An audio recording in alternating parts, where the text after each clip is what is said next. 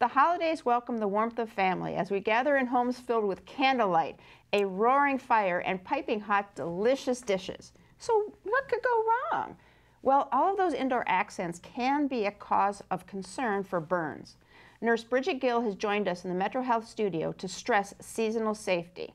Bridget is the Pediatric Trauma Program Manager and the Burn Outreach Coordinator for the Burn Care Center at MetroHealth. So welcome to the show. Hi, thank you. Do we really need to rethink how we actually celebrate the holidays? I don't think it'll come to that. I think what's important is that people be mindful that some activities around the holidays, cooking, decorations, things like that, have inherent dangers that they should be aware of and pay attention to prevent those injuries from happening, but nothing that would alter how you celebrate your holidays. Oh, okay, so let's talk about some of those tips. Let's start with the care we need to take with candles. Okay.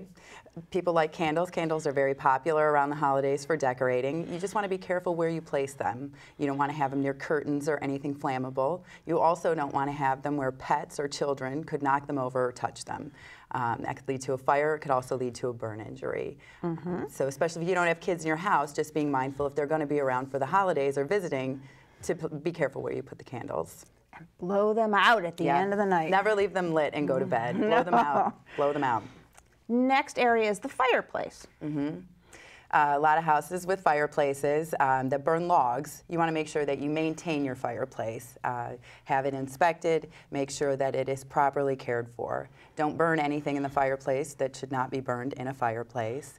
And again, with children around or people visiting for the holidays, you want to be careful because the front of the fireplace can actually get very hot very quickly. Occasionally in the burn unit, we do see children that have touched the front of the fireplace, the glass enclosure, and they've burned their hands. So you want to be careful and keep kids away from there. Okay. When it comes to the kitchen, there really isn't safety in numbers, correct? Not in the kitchen. Not in the kitchen. A lot of families congregate in the kitchen around the holidays. I know mine does, but not typically while we're cooking. Especially, again, if you're not used to having kids around, you don't want them running through the kitchen while you're cooking or carrying hot food. It can get knocked over, can cause an injury. You want to make sure that there's sort of a safe zone around the stove when you're cooking so that there aren't kids within 3 feet of the stove is usually what we recommend to keep them out of there. Again, cooking around the holidays with turkeys and hams, these things that are heavy that you're pulling out of the oven, you want to make sure you're cooking it in the proper pan so that it's not a flimsy foil pan that may bend and cause the liquid to splash, which can cause a burn injury as well. That would be awful. Yeah, and we do see that around the holidays. Oh boy. So how about trimming the tree?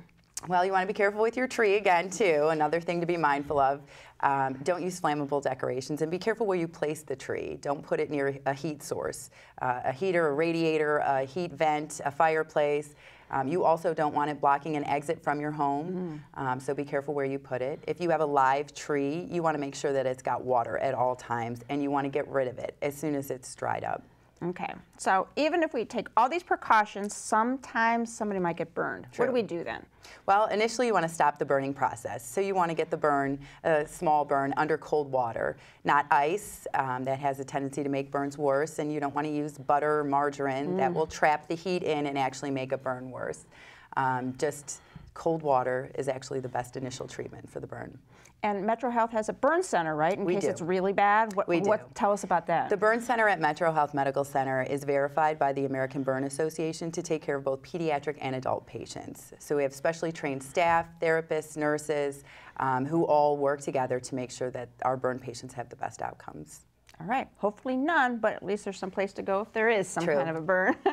We want you to have warm memories of this holiday season. So make these safety changes to avoid being burned because, as MetroHealth says, change is healthy.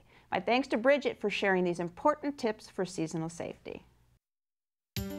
To learn more, call MetroHealth at 216-778-7800 or log on to www.metrohealth.org.